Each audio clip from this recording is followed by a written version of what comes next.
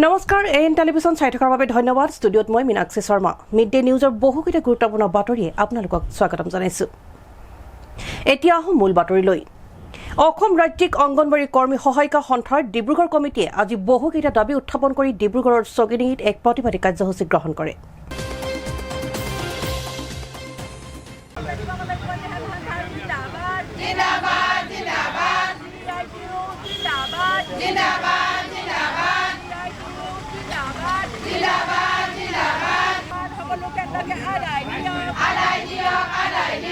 ডিব্ৰুগড়ত অংগনবাড়ী কৰ্মীৰ প্ৰতিবাদ ডিব্ৰুগড়ৰ ছগিডিঙি চাৰিআলিত অসম ৰাজ্যিক অংগনবাড়ী কৰ্মী সহায়িকাৰ সন্থাৰ উত্তাল প্ৰতিবাদ কেৱাইচি আৰু এফআৰএছ বাধ্যতামূলক কৰা বন্ধ কৰা এফআৰএছৰ বাবে হিতাধিকাৰীক বঞ্চিত কৰা নচলিব অংগনবাড়ী কৰ্মী সহায়িকাক হাৰাশাস্তি কৰা বন্ধ কৰা আইচিডিএছৰ 50 বছৰ পূৰ্ণ হোৱা হেতুকে আঁচনিখন স্থায়ীকৰণ কৰা অংগনবাড়ী কৰ্মী সহায়িকাক ন্যূনতম মজুৰি দিয়াৰ ব্যৱস্থা কৰাৰ দাবীৰে উত্তাল প্ৰতিবাদ সাব্যস্ত কৰে সমগ্ৰ ভাৰতবৰ্ষৰ লগতে অসমৰ তথা ডিব্ৰুগড় জিলাতো আজি কলা দিৱস হিচাপে পালন কৰা হৈছে আমাৰ যিহেতু মে' জুন মাহৰ পৰা এটা আমাৰ আহি আছে যে নিৰ্দেশনা আহি আছে আমাৰ প্ৰকল্পৰ যোগেদি আইচিডিএছ সংগঠনৰ বিষয়ালৈ কৰ্মীলৈ অংগনবাড়ী কৰ্মী সহায়িকা লৈ গতিকে আমি সেই তাত যিখিনি সমস্যাৰ সন্মুখীন হৈছোঁ সেইখিনি আমি উত্থাপন কৰিব বিচাৰি আজি আমি সৰ্বভাৰতৰ লগতে অসমৰ আৰু ডিব্ৰুগড় জিলাতো আমি এই কলা দিৱস পালন কৰিছোঁ যিহেতু এফআইআৰ কৰিবলৈ যাওঁতে আমি বেনিফিচিয়াৰীজনৰ আধাৰৰ লগতে লিংক কৰি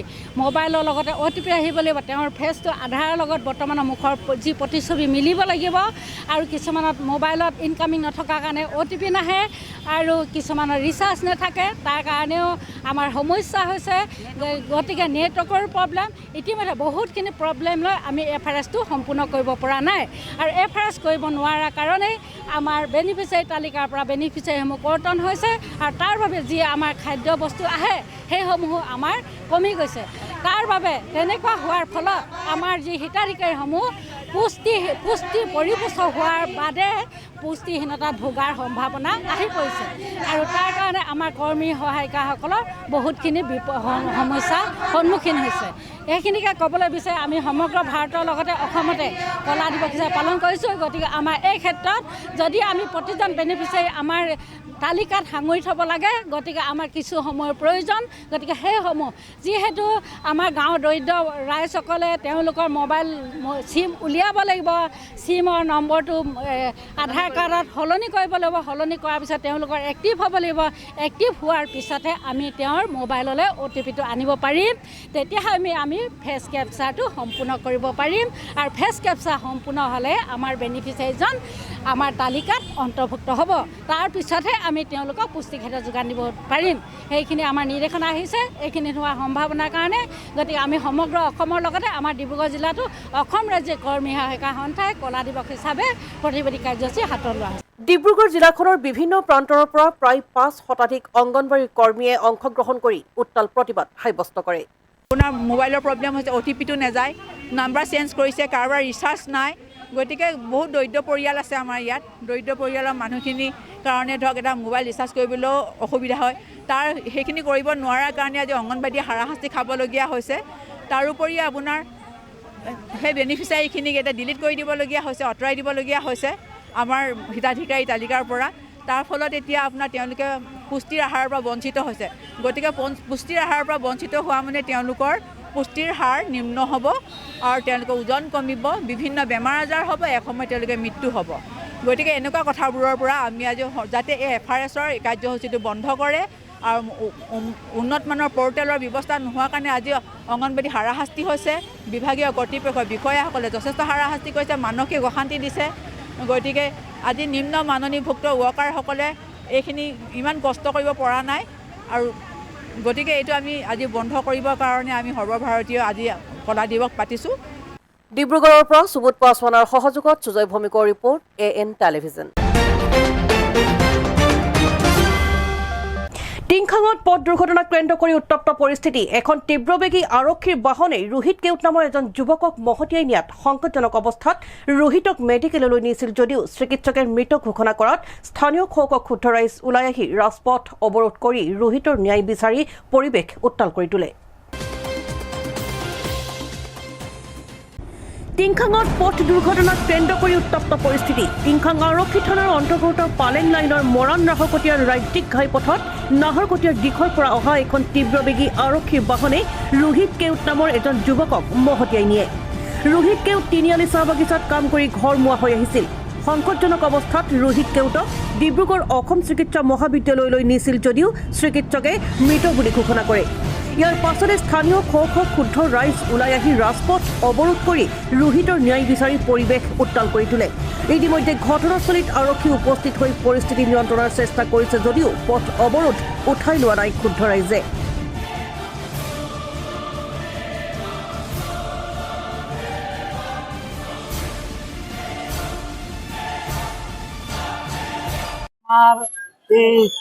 নাহৰকটীয়াটো মৰাণ ৰোডৰ মাজত আমাৰ তিনিআলি চাহ বাগিচা পৰে। তো এই তিনিআলি চাহ বাগিচাৰ এজন শ্ৰমিক মানে আজি প্ৰায় 9টা আমাৰ যিটো বাগান হয় বাগানত খোৱা ছুটিটো 9টাত দিয়ে। তো 9টাত সি খোৱা ছুটি কৰিছে, খাবলৈ আহিছিল। খাবলৈ আহোঁতে মানে সি নিজৰ য'ত মানে ঘৰ সেইফালে ৰাস্তাত সোমাইছিলে। তো সেইটো সময়ত মানে আমাৰ নাহৰকটীয়াৰ ফালৰ পৰা এটা মানে প্ৰশাসনৰ গাড়ী আৰু এইটো প্ৰশাসনৰ গাড়ী এটা আহি মানে ফুল স্পীডত খুন্দা মাৰে। খুন্দা মৰাৰ পাছত মানে এই আশী যিমানজন আছিলে গোটেইখিনি এই মানুহজনক মানে ধৰি মেলি লৈ মানে আমাৰ নাহৰণি পৰ্যায়ত ল'লে। নাহৰণি পৰ্যায়ত লোৱাৰ পাছত মানে যেতিয়া তাত নোৱাৰো বুলি ক'লে তাত ডিব্ৰুগড় ৰেফাৰ যেতিয়া লিখিলে, ৰেফাৰ কৰোঁতে মানে এই অফিচাৰে ক'লে যে আমি ইয়াৰ পৰা মানে ডিব্ৰুগড় মেডিকেললৈকে তাক ফুল ট্ৰিটমেণ্ট দিম, যিমান পাৰিম আমি চেষ্টা কৰিম বচাবলৈ। তো সেইটো কৈ পিনে আমাৰ 108ত মানে আমাৰ পেচেণ্টটোক আৰু দুটামান আমাৰ লগৰক 108ত উঠাই মানে পঠিয়ালোঁ। পঠিওৱাৰ পাছত মানে ডিব্ৰুগড় মেডিকেল নোপোৱাৰ আগত যিজন প্ৰশাসনৰ গাড়ী আছিলে এই গাড়ীটো মানে ঘপকে ক'ৰবাত সোমালে নে ক'ৰবাত ৰখিলে, বস্তুটো মানে টাইমত আমাৰ ডিব্ৰুগড় মেডিকেল নেপালে।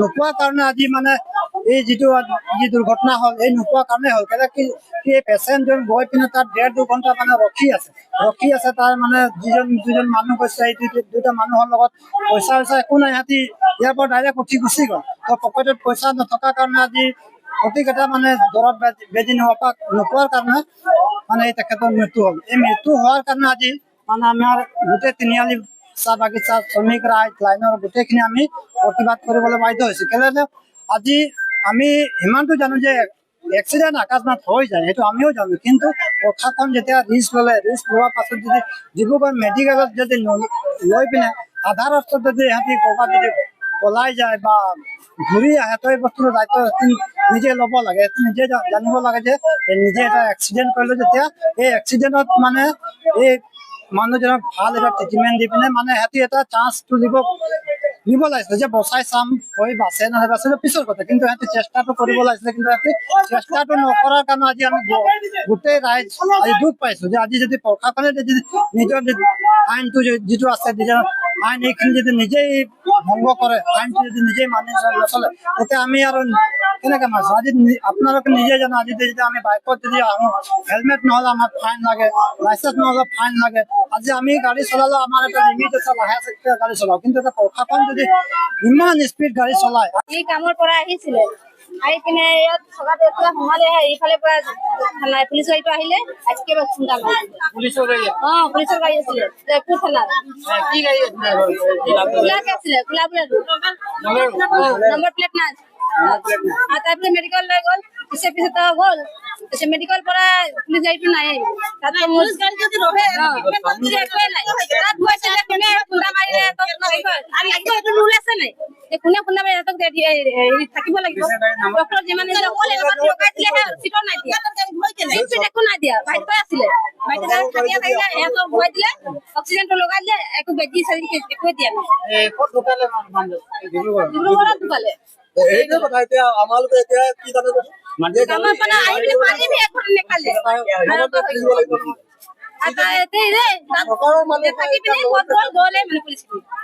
দেউতাকনি গৈছে তাত, সিহঁতি ফোন কৰি কৈছে এতিয়া পুলিচো নাই, একোৱে নাই। কৈছে ইয়াৰ পশ্চিমৰ পৰা আহিব, তাৰ মানুহজনী কি কথা কব সেইটোৱে হব। তাৰ মানুহজনী আহিব, পশ্চিমৰ পৰা আহিব লাগিব। ই যোনটো কথা কব, ই খেতিপূৰণ তাহাঁতক লাগিব, সিয়াই কব। আমিতো নাজানো। তাৰ ল'ৰা ছোৱালী সৰু সৰু আছে, স্কুল যায়। আৰু মোৰ নিচিনা তাৰ মোৰ পেহী হৈ তাৰ মানুহজনীটো সি যোনটো কথা ক'ব সেইটোৱে হ'ব তেতিয়ালৈকে আমি ৰাস্তা ক্লিয়াৰ নকৰো সি আহিলে পষ্টমৰ্টেম পৰা আহিলে মানুহটো যোনটো ক'ব তেতিয়াহে ৰাস্তাটো ক্লিয়াৰ কৰি দিম news desk report AN television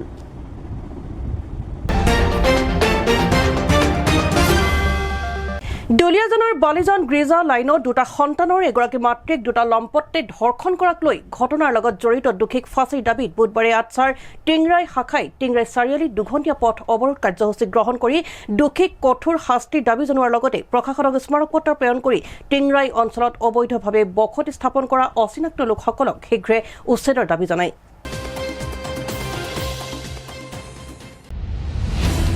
মিয়া গৌবেক বাংলাদেশী হুঁচিয়াৰ টিংৰাই অঞ্চলত অবৈধভাৱে বসতি স্থাপন কৰা লোকক উচ্ছেদ কৰক আদি ধ্বনিৰে দুলীয়াজনৰ টিংৰাইত আটছাৰ পথ অৱৰোধ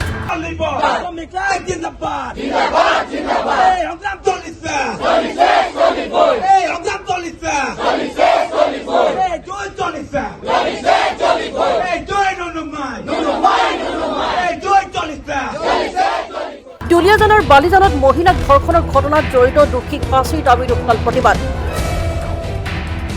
বালিজান গ্ৰেজা লাইনত যোৱা দেওবাৰৰ নিশা সংঘটিত হৈছিল এক ধৰ্ষণৰ ঘটনা অঞ্চলটোৰ এগৰাকী মহিলাক নবীবুল হক আৰু হবিবুল হুছেইন নামৰ দুই লম্পটে গাড়ীৰে আগবঢ়াই দিয়াৰ চলেৰে ধৰ্ষণ কৰাৰ অভিযোগ উত্থাপন হৈছিল দুটা সন্তানৰ মাতৃক দুই লম্পটে ধৰ্ষণ কৰাক লৈ অঞ্চলটোত তীব্ৰ প্ৰতিক্ৰিয়াৰ সৃষ্টি হৈছে সোমবাৰে পৰিয়ালে টিংৰাই আৰক্ষী থানাত এজাহাৰ দাখিল কৰাৰ পিছত আৰক্ষীয়ে দুয়োটা দোষীকে জেল হাজতলৈ প্ৰেৰণ কৰে বুধবাৰে ইয়াৰ প্ৰতিবাদত আটছাৰ টিংৰাই শাখাই টিংৰাই চাৰিআলিত দুঘণ্টীয়া পথ অৱৰোধ কাৰ্যসূচী গ্ৰহণ কৰি দোষীক কঠোৰতকৈও কঠোৰ শাস্তি জনোৱাৰ লগতে প্ৰশাসনক স্মাৰক পত্ৰৰ জৰিয়তে টিংৰাই অঞ্চলত অবৈধভাৱে বসতি স্থাপন কৰা অচিনাক্ত লোকসকলক শীঘ্ৰে উচ্ছেদৰ দাবী জনায় মিয়া হৈ গাঁৱত সোমাই গৈছে গাড়ী লৈ সোমাইছে সোমাই গৈ পোৱালি দুটাক অলৰেডি তাত লক কৰি থৈছে লক কৰি থৈ তাত ছোৱালী এজনীক পাইছে ছোৱালী এজনীক জোৰ জবস্তি উঠাইছে উঠাই লৈ আধা ৰাস্তাত নামাই দিছে ছোৱালীজনী আৰু ল'ৰা এজন নামিছে তাত নামি দুটা ল'ৰা আছিলে সিহঁতক মানে য'তত লৈ ফুৰাই আছে আৰু টাইমটো পাছ কৰিছে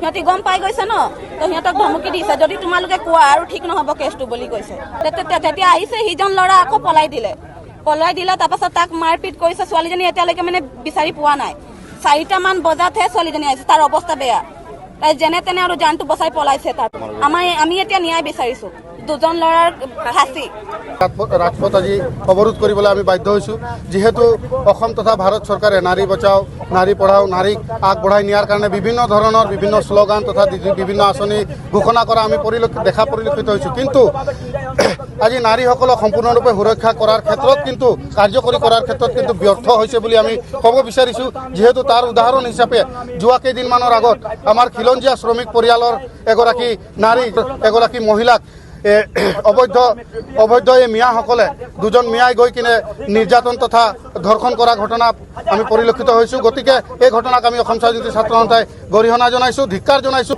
আৰু আমাৰ এই অঞ্চলত অবৈধ সন্দেহজনক ব্যক্তিৰ বিচৰণো সম্পূৰ্ণৰূপে বন্ধ কৰিবৰ কাৰণে আমি এই কাৰ্যসূচীৰ জৰিয়তে আমি দাবী জনাইছোঁ চৰকাৰক অপৰাধীক আমি জনামতে অপৰাধীক জেল হাজতলৈ প্ৰেৰণ কৰিছে কিন্তু আমি এই কাৰ্যসূচীৰ জৰিয়তে আমি দাবী জনাব বিচাৰিছোঁ যে সেই অপৰাধীক এই নাৰী মৰমী তাঁতিক ন্যায় প্ৰদান কৰিব লাগিব আৰু এই অপৰাধীক ফাঁচি প্ৰদান কৰিবলৈ ফাঁচি দিবলৈ আমি দাবী জনাইছোঁ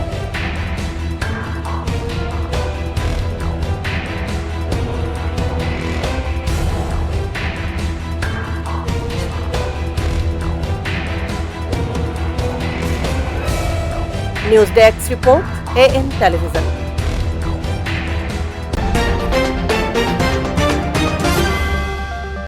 ঊনৈছশ 92 চনৰ 20 আগষ্টত বিশিষ্ট শিক্ষাবিদ প্ৰয়াত নন্দলাল বৰগোহাঁই প্ৰতিষ্ঠা কৰা নন্দলাল বৰগোহাঁই চিটি মহাবিদ্যালয়ৰ 34 সংখ্যক প্ৰতিষ্ঠা দিৱস উপলক্ষে মহাবিদ্যালয়ত অনুষ্ঠিত কৰা অনুষ্ঠানত মহাবিদ্যালয়ৰ ছাত্ৰ ছাত্ৰীসকলৰ আদৰণি সমবেত সংগীত কামৰূপী লোকগীত ভূপেন্দ্ৰ সংগীতকে আদি কৰি বহুকেইটা অনুষ্ঠান অনুষ্ঠিত হয়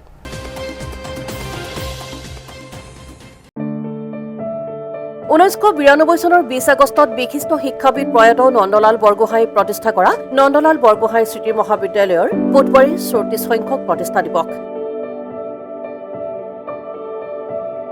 এতিয়া আড়ম্বৰপূৰ্ণভাৱে অনুষ্ঠানটো সম্পন্ন কৰা হয় শিক্ষা মহিয়ান নন্দলাল বৰগোহাঁই অক্লান্ত শ্ৰম চিৰ উদ্যমী প্ৰচেষ্টা আৰু দুৰন্ত সমাজ সচেতনতাৰ ফলস্বৰূপে তেখেতে ডিব্ৰু মহাবিদ্যালয়ৰ পৰা অৱসৰ গ্ৰহণ কৰিয়েই 1992 চনত চিটি মহাবিদ্যালয় প্ৰতিষ্ঠা কৰিছিল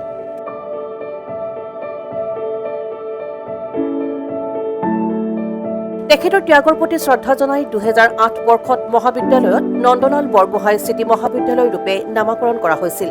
প্ৰতিজন বিশিষ্ট অতিথি শিক্ষক শিক্ষয়িত্ৰী ছাত্ৰ ছাত্ৰীয়ে তেখেতক শ্ৰদ্ধাৰে স্মৰণ কৰে।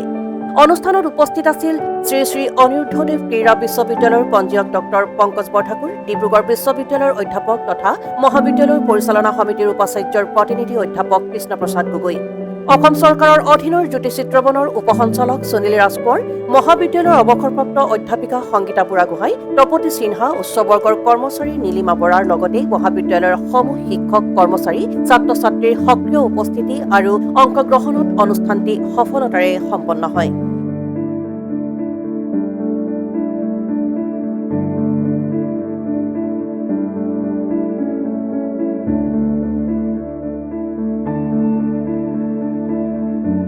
ডক্টৰ অঞ্জনা শৰ্মা আৰু ডক্টৰ দীপা গগৈৰ মংগলাচৰণেৰে আৰম্ভ হোৱা অনুষ্ঠানত বন্তি প্ৰজ্বলন কৰে সংগীতা বুঢ়াগোহাঁইৰ লগতে বিশিষ্ট অতিথিসকলে।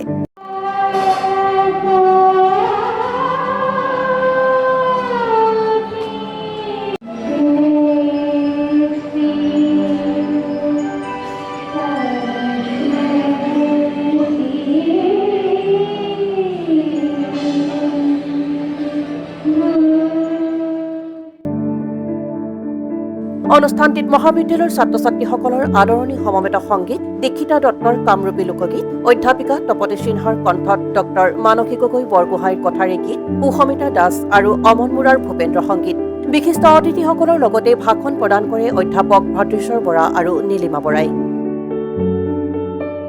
মহাবিদ্যালয়ৰ অধ্যক্ষ ডক্টৰ সঞ্জীৱানন্দ বৰগোহাঁইৰ সঞ্চালনাত অনুষ্ঠিত সভাখনিত আদৰণি ভাষণ প্ৰদান কৰে উপাধ্যক্ষা ডক্টৰ মানসী গগৈ বৰগোহাঁইয়ে।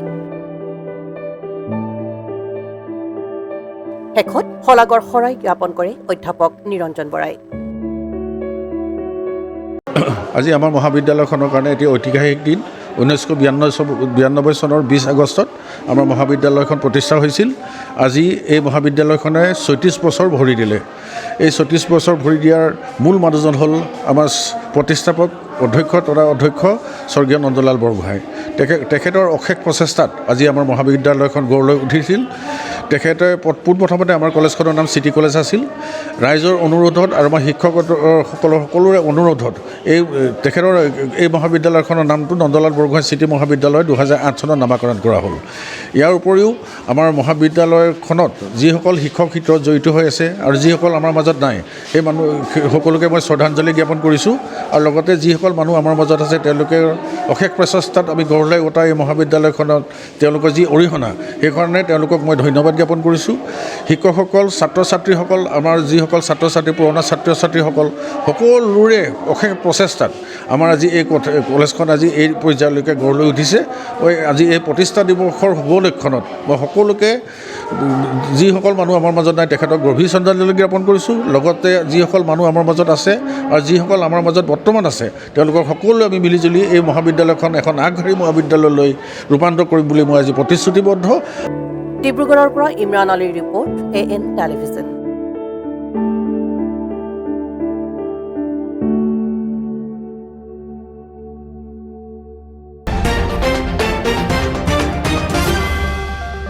এইখিনিতে সময় এটি চমু বাণিজ্যিক বিৰতিৰ পাছত পৰৱৰ্তী পৰ্যায়ৰ বাতৰিলৈ পুনৰ উভতিম। চাই থাকক AN টেলিভিছন।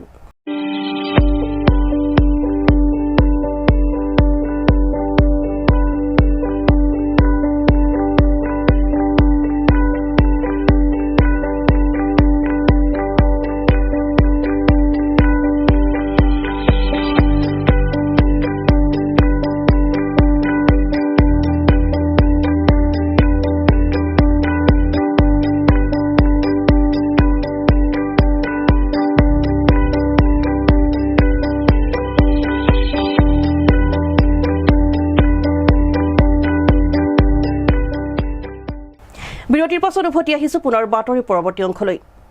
মহানগৰীৰ জয়ানগৰত সদৌ টাই আহোম ছাত্ৰ সন্থাৰ প্ৰতিবাদ, হাতত জুই লৈ ৰাজপথত জোৰ সমদল বাহিৰ কৰি জনজাতিৰ মৰ্যাদা আৰু স্বায়ত্ব শাসন প্ৰদান কৰাৰ দাবীত এই প্ৰতিবাদ সংগঠনটোৰ।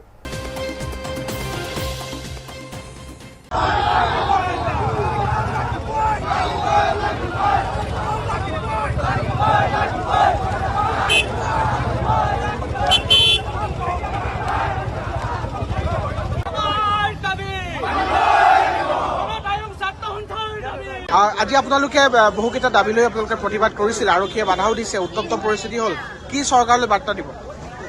টাইহোম ছাত্ৰ সন্থাই টাইহোম জনগোষ্ঠীৰ জনজাতিকৰণ আৰু স্বাস্থ্য শাসন পালন কৰাৰ দাবীত বহু প্ৰতিবাদ কৰিলোঁ, শান্তিপ্ৰিয় প্ৰতিবাদ কৰিলোঁ আৰু আলোচনাৰ ওপৰত আলোচনা কৰিলোঁ, কিন্তু আজিলৈকে আমি দেখিবলৈ পাইছোঁ আলোচনাবিলাক আচলতে সাৰ্থক নহ'ল।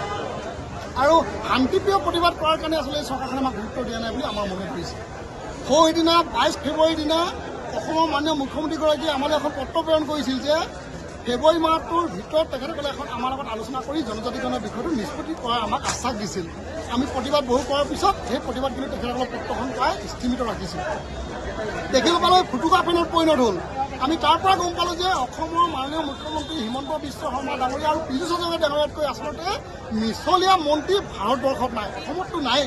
কাৰণ তেখেতসকলে দুইজনে আচলতে এই চিঠিখনৰ পত্ৰখন কৰাৰ সন্দৰ্ভত আমাৰ লগত যোগাযোগ কৰিছিল, কিন্তু আজিলৈকে ফুটুকা ফেনত পৰিণত হৈ কোনো বিষয়বস্তু আলোচনা হোৱা নাই। জনজাতিকৰণৰ বিষয়টো য'তে আছিলে ত'তে ৰৈ আছে। গতিকে শান্তিপ্ৰিয় প্ৰতিবাদ বাদ দি আজি জোৰ সমদল আৰম্ভ কৰিছোঁ। আৰক্ষীৰ লগত হতাহতি হৈছে, বাধা প্ৰদান কৰিছে, কিন্তু হাজাৰ বাধাকো নেওচি কিন্তু আমি আগুৱাই গৈছোঁ। আমাৰ দাবী পূৰণ কৰাৰ ক্ষেত্ৰত কৰ্মকৰ্তাসকলে আগুৱাই গৈছে। গতিকে এনেদৰে আচলতে জুই জ্বলি গৈ আছে আৰু এই জুইৰ পৰা আজি জুই সমদল কেৱল আচলতে প্ৰতীকী এটা সমদল হৈছে। আহোম জনগোষ্ঠীৰ লোকসকলৰ মনত এনেদৰে একুৰা জুই সকলোৱে মনত পুহি ৰাখিছে। ২৬ৰ নিৰ্বাচনৰ আগত আচলতে এই জুইকুৰা জ্বলিব আৰু এই জুইকুৰা জ্বলিলে এই চৰকাৰখন উফৰি গুচি যাব আৰু জ্বলি শেষ হৈ যাব, এই কথাটো ধ্ৰুৱ সত্য। গতিকে ২৬ৰ নিৰ্বাচনৰ প্ৰাক মুহূৰ্তত টাইহোম জনগোষ্ঠীৰ জনজাতি আৰু স্বাস্থ্য শাসন প্ৰদান কৰক, অন্যথা গাদী হেৰুৱাবৰ কাৰণে আৰু আমাৰ ৰাইজৰ আহোম জনগোষ্ঠীৰ লোকৰ জুইত জ্বলিবৰ কাৰণে, দাহ যাবৰ কাৰণে প্ৰস্তুত হ'বলৈ এই চৰকাৰখনৰ বিষয়বিলাকক আহ্বান কৰিছে। দেখা গৈছে আপোনালোকৰ আহোম জনগোষ্ঠীয় বহু আচলতে মন্ত্ৰী বিধায়কে বিধানসভাত আছে, তেওঁলোকে কিন্তু বিষয়টোৰ ক্ষেত্ৰত বৰ বিশেষ গুৰুত্ব নিদিয়ে প্ৰতিবাদ। কলংকিত এটা অধ্যায় যে আহোম জনগোষ্ঠীৰ যিসকল মন্ত্ৰী বিধায়ক হৈ আছে আৰু লগতে বিভিন্ন নিকায় নিগমত আচলতে তেখেতসকলে পদবী লৈ আছে বা বিজেপি দলৰ বহতীয়া হৈ পদবী লৈ আছে, তেখেতসকলৰ দলে কলংকিত লোক আহোম জনগোষ্ঠীত নাই।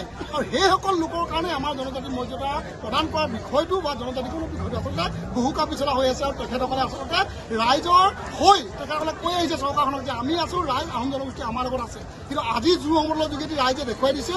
আৰু এই কোৱা জুই মই পুনৰবাৰ কৈছোঁ যে যিদৰে আজি ৰাজপথত জ্বলিছে, মানুহৰ মনত থকা আহোম জনগোষ্ঠীৰ জুইকুৰা জ্বলিব আৰু সেই মন্ত্ৰী বিধায়কসকলক জ্বলাই দিব। আৰু যিসকল নিকায় নিগমত বহি থকা আহোম জনগোষ্ঠীৰ লোক আছে, তেখেতসকলৰ ঘৰৰ সন্মুখত কিন্তু এনেদৰে জুই লৈ প্ৰতিবাদ কৰা হ'ব ২৬ৰ নিৰ্বাচনৰ প্ৰাক। অক্টোবৰত এখন বিধেয়ক উত্থাপন কৰিব বুলি মুখ্যমন্ত্ৰীয়ে কৈছে। মুখ্যমন্ত্ৰীৰ ওপৰত আমাৰ তিলমান বিশ্বাস নাই, কাৰণ এজন মুখ্যমন্ত্ৰীয়ে তেখেতৰ আচলতে চৰকাৰী বিষয়াৰ পৰা যিখন পত্ৰ প্ৰেৰণ পীযুষ হাজৰিকা ডাঙৰীয়াৰ যোগেদি প্ৰদান কৰিছিল, সেই পত্ৰখনত লিখা আছিল যে এমাহৰ ভিতৰত আলোচনা কৰা হ'ব। সাধাৰণ পত্ৰখনৰ উত্তৰ তেখেতসকলে প্ৰতিশ্ৰুতি ৰাখিব নোৱাৰিলে, আলোচনা কৰিব নোৱাৰিলে। গতিকে বিধায়ক উত্থাপন কৰাৰ কথাটো কিমান দূৰ সত্য অসম জনগোষ্ঠী ৰাইজে বুজি পাইছে। তাৰ প্ৰত্যুত্তৰ তেখেতক আচলতে নিৰ্বাচনত দিব। আৰু এই আচলতে যিবিলাক আপ কলা কথাবিলাক, এই কথাবিলাক আচলতে আমি বিশ্বাসত নাৰাখোঁ আৰু ৰাইজে কেতিয়া বিশ্বাসত নলয়। হিমন্ত বিশ্ব শৰ্মা ডাঙৰীয়া যে মিছলীয়া, সেই কথাটো আজি ৰাইজক আমি বুজাই দিছোঁ, ৰাইজে বুজি পাইছে। তাৰ প্ৰত্যুত্তৰ আচলতে তেখেতসকলৰ কিদৰে দিব লাগে নিৰ্বাচনত দিব। জাতি মাটিৰ ৰক্ষাৰ কাৰণে এফালে মিয়া খেদা অভিযান আৰম্ভ কৰিছে উজনিত, আনফালে জনজাতিকৰণ নিদিয়ে চৰকাৰে। যদি অসম সুৰক্ষিত হ'ব লাগে, জনজাতি ৰাজ্য হ'ব লাগিব, সেই সকলোৱে জানে, কিন্তু এফালে মিয়া খেদে, কিন্তু এফালে জনজাতিকৰণ নিদিয়ে। চাওক, আচলতে এটা কথা স্পষ্টভাৱে আমি ক'ব লাগিব যে অসমখন আচলতে ৰক্ষা কৰিবৰ কাৰণে বিদেশী চৰণীয়া প্ৰথা নোহোৱাৰ যিটো আচলতে পদ্ধতি, তাৰ কাৰণে অসমৰ টাইসমূহকে ধৰি ৬ জনগোষ্ঠী জনজাতি মৰ্যাদা প্ৰদান কৰিব লাগিব, ইনাৰলাইন পাৰ্মিট ব্যৱস্থা কৰিব লাগিব, জনজাতি ৰাজ্য কৰিব লাগিব। তাকেই নকৰি আচলতে কিন্তু চৰকাৰখনে আজিলৈকে বিষয়বস্তুবিলাকৰ পৰা ফালৰি কাটি আহিছে, মিয়া খেদা আন্দোলন আৰম্ভ কৰিছে। আমিও টাইম ছাত্ৰতা বুজি পাইছোঁ যে জনজাতিখন আমাক তেখেতসকলে দি অসমখন সুৰক্ষিত নকৰে, কিন্তু অসমখন সুৰক্ষিত আমি কৰিব লাগিব, কাৰণ জনজাতিকৰণ আমি নিজেই লৈ ল'ব নোৱাৰোঁ। গতিকে মিয়া খেদা আন্দোলনটো আমিও আৰম্ভ কৰিছোঁ। চৰকাৰে যিটো আৰম্ভ কৰিছে তাত আমাৰ সহযোগিতা আছে নাই সেইটো বিচাৰিত বিষয় নহয়, কিন্তু আমি অসমখন সুৰক্ষিত কৰিবৰ কাৰণে আচলতে বাংলাদেশী মূলৰ যিখন লোক আছে, অবৈধ বিদেশী কিন্তু খেদা আন্দোলন আমি আৰম্ভ কৰিছোঁ। সেই আন্দোলন আমি চলাই লৈ গৈ থাকিম।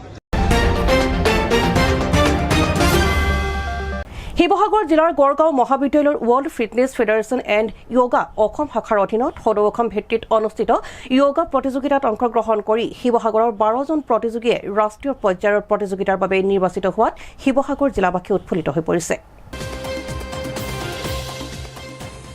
আন্তঃৰাষ্ট্ৰীয় যোগাসন প্ৰতিযোগিতাৰ বাবে শিৱসাগৰৰ 11জন প্ৰতিযোগী নিৰ্বাচিত। বিগত 7 জুলাই তাৰিখে শিৱসাগৰ জিলাৰ গড়গাঁও মহাবিদ্যালয়ত world fitness federation and yoga Assam শাখাৰ অধীনত সদৌ অসম ভিত্তিত অনুষ্ঠিত য়োগা প্ৰতিযোগিতাত অংশগ্ৰহণ কৰি শিৱসাগৰৰ 12জন প্ৰতিযোগীয়ে ৰাষ্ট্ৰীয় পৰ্যায়ৰ প্ৰতিযোগিতাৰ বাবে নিৰ্বাচিত হৈছিল। বিগত 13 আৰু 14 আগষ্ট তাৰিখে কেৰালাৰ কোচিত অনুষ্ঠিত ৰাষ্ট্ৰীয় য়োগা প্ৰতিযোগিতাত অংশগ্ৰহণ কৰি শিৱসাগৰৰ মুঠ 12জন প্ৰতিযোগীৰ ভিতৰত 11জন প্ৰতিযোগী আন্তঃৰাষ্ট্ৰীয় পৰ্যায়ৰ বাবে নিৰ্বাচিত হয়। নিৰ্বাচিত 11গৰাকী প্ৰতিযোগীয়ে 13 অক্টোবৰৰ পৰা 16 অক্টোবৰলৈ মালয়েছিয়াত অনুষ্ঠিত হ'ব লগা এছিয়া পেচিফিক যোগাসন প্ৰতিযোগিতাত অংশগ্ৰহণ কৰিব। খেলুৱৈকেইগৰাকীৰ সফলতাত শিৱসাগৰ জিলাবাসী উৎফুল্লিত হৈ পৰিছে। ৱৰ্ল্ড ফিটনেছ ফেডাৰেশ্যন অফ যোগাসন প্ৰতিযোগিতা আমাৰ গড়গাঁও মহাবিদ্যালয়ত অনুষ্ঠিত হৈছিলে ৰাজ্যিক ভিত্তিত। তাত আমাৰ সৰ্বমুঠ শিৱসাগৰ জিলাৰ 12জন প্ৰতিযোগীয়ে চিলেকশ্যন হৈছিলে। চিলেকশ্যনৰ কেৰালাৰ কোচিত সৰ্বভাৰতীয় প্ৰতিযোগিতাত অংশগ্ৰহণ কৰিবলৈ তেওঁলোক সক্ষম হৈছিলে।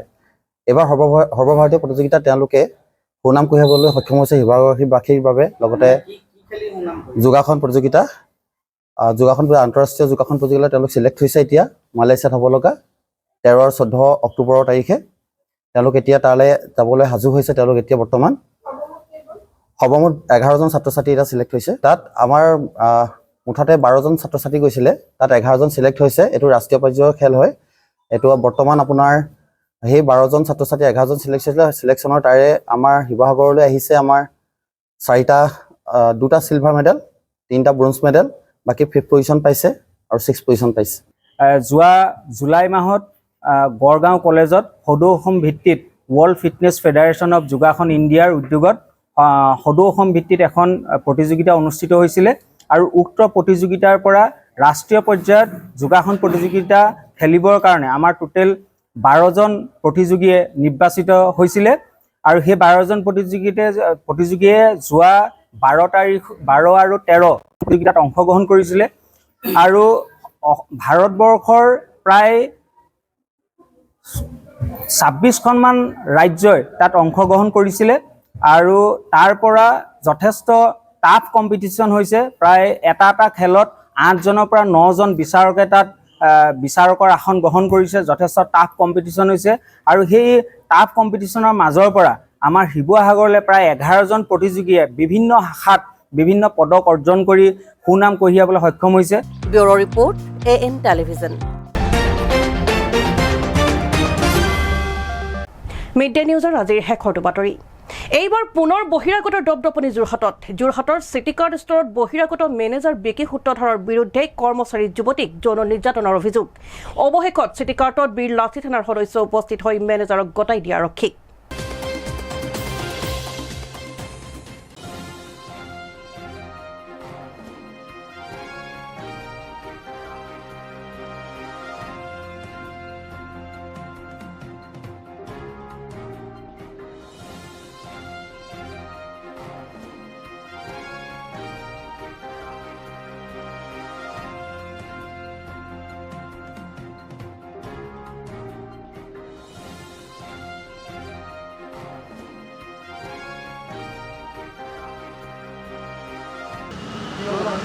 কি কৈছিলে কি হয়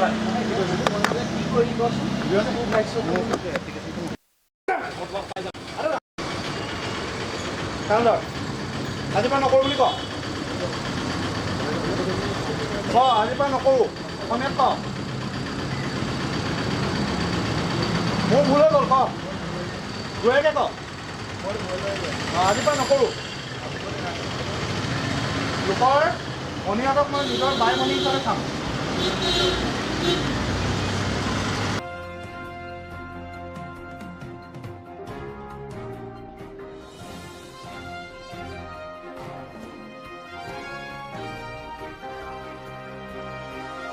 মই কাম কৰি আছিলোঁ তলতে, তাৰপিছত মোক ফোন কৰি মাতিলে ওপৰত কিবা ষ্টক উলিয়াব লাগে বুলি। তাৰপৰা ওপৰত যোৱাৰ পিছত মোক এনেকৈ বেক ছাইডৰ পৰা হাগ কৰিছে।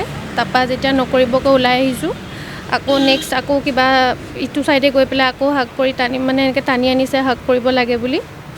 তাৰপৰা যেতিয়া মই গুচি আহিলোঁ, ৱাশ্বৰুম গৈছোঁ, ৱাশ্বৰুমতো গৈ পেলাই আকৌ মোক এনেকৈ বেক ছাইডৰ পৰা হাগ কৰিছে। এনেকৈ দাঙি চাইছে, মোক কৈছে তোমাৰ ৱেইট কিমান আছে চাওঁ, এনেকৈ কৈছে। আজি 3বাৰ, মানে GM ছেকশ্যনত 2বাৰ আৰু ৱাশ্বৰুম যোৱাৰ পিছত তেতিয়া এবাৰ তাত। তাৰ নামটো কি? বিকি সূত্ৰধৰ। আৰু এই ষ্টলটোৰ নামটো কৈ দিয়াচোন। City card. এনেকুৱা অশালীন ব্যৱহাৰ কৰিবলৈ ক'ত সাহস পালে আমাৰ অসমীয়া বাই ভনীৰ ওপৰত? তেওঁ মেনেজাৰ কৰে বুলি কৈছে ইয়াত। মেনেজাৰ কৰাৰ পিছত এই ছোৱালীজনীৰ ওপৰত আগতেও এনেকুৱা কিয় ব্যৱহাৰ কৰিছিলে। আজি বোলে আগফালৰ পৰাও মানে তেওঁক সাৱটি ধৰিছে, তাৰ ছোৱালীজনীয়ে বিৰোধ কৰিছে, তাৰপিছত আকৌ কিবা হেৰি কৰিব লৈছে। মানে এইটো ভাষাৰে বুজাব নোৱাৰি। যদি যোৰহাটৰ মাজমজিয়াত এনেকুৱা ডাঙৰ শ্বপিং মলৰ মেনেজাৰে তেনেকুৱা কাম কৰে, আমাৰ ছোৱালীবোৰ বেলেগ অসমীয়া ছোৱালী ক'ত সুৰক্ষিত হৈ থাকিব? আমি সেইকাৰণে তেওঁক ইতিমধ্যে পুলিচৰ আৰক্ষীৰ ওচৰত আমি গোটাই দিছোঁ আৰু আৰক্ষীয়ে উচিত ব্যৱস্থা কৰিব আৰু যেতিয়ালৈকে ব্যৱস্থা নকৰে তেতিয়ালৈকে আমি এই মলখন বন্ধ কৰি দিম। আচলতে কথাটো সেইটো এটা ডাঙৰ কথা হৈছে কি, আমাৰ যিখিনি উচ্চ শিক্ষিত ল'ৰাখিনি ইয়াত আমাক চাকৰি নিদিয়ে। এটা ডাঙৰ এটা লবি চলিছে, যিটো লবিৰ যোগেদি যাতে বাহিৰৰ যিখিনি মানুহ তেওঁলোকক মেনেজাৰ হওক বা ষ্ট'ৰ কিপাৰ হওক, যিখিনি মানে ভাল মেনেজমেণ্টৰ চাকৰি সিহঁতক দিয়ে, কিন্তু সৰু সুৰা যিখিনি এই কাপোৰ দেখুওৱা মেলা চেলছমেন এনেকুৱাখিনি আমাৰ থলুৱা মানুহক দিয়ে। এইটোৰ বিৰুদ্ধে আমাৰ প্ৰতিবাদ হ'ব আৰু উপযুক্ত ব্যৱস্থা নোহোৱালৈকে আমি এই মলখন আজি বন্ধ কৰি ৰাখিম। আজিৰ মিড ডে নিউজ ইমানেই আছিল। পৰৱৰ্তী পৰ্যায়ৰ গুৰুত্বপূৰ্ণ বাতৰিৰ বাবে চাই থাকক AN টেলিভিজন। নমস্কাৰ।